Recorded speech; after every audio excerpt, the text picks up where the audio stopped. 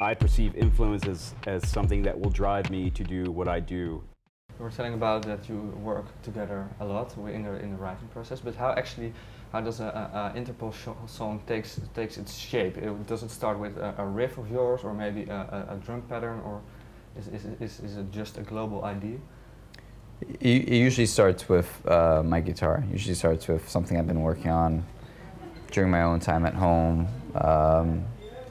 All the songs here, they started with me. I have a guitar, piano, but then, you know, as soon as we're ready to work on it, we kind of becomes very collaborative.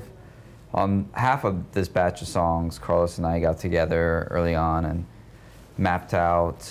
I played him some of the stuff I've been working on, and we mapped out possible paths for the songs.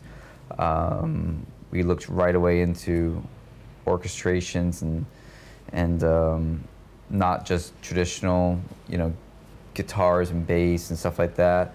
So that gave a bit of an identity to the song in the early stages as far as where we might want to take it. And then very soon after, we all get into a room and we start kind of sorting through the song and playing it and putting the Interpol feel to it and exploring possibilities. And I think everyone was very prepared, for instance, with this record to go somewhere new individually, collectively, and everyone was very open to go somewhere that maybe before we might have been a little bit more cautious or reserved or uncertain. I think everyone was very excited by new directions, new possibilities. Sam and I, we kind of get together sometimes very early on in the process, and we'll just play guitar and drums and get a connection there. And I think there's a strong connection between the two of us, our musical contribution in the music. You can really sense the two of us playing together. Yeah. In that aspect, what is more important when you start working with each other? Is it the melody, or is it more the rhythm? Well, when we work together? Or when in the construction of the song? In the construction of the song. I think they're looked at as equals. I think you kind of have to let the song dictate, you know, what is gonna. I mean, for example, you know, Barricade, you know, opens up with bass and drums for a while, and then even Daniel's guitar part, as melodic as it is, it's very rhythmic too. And I think that becomes a little more informed after Paul's vocal, which carries obviously a very high, you know, melodic content. I don't think either are, you know, definitively one is more important than the other. I think it depends on the song that we're working on, really.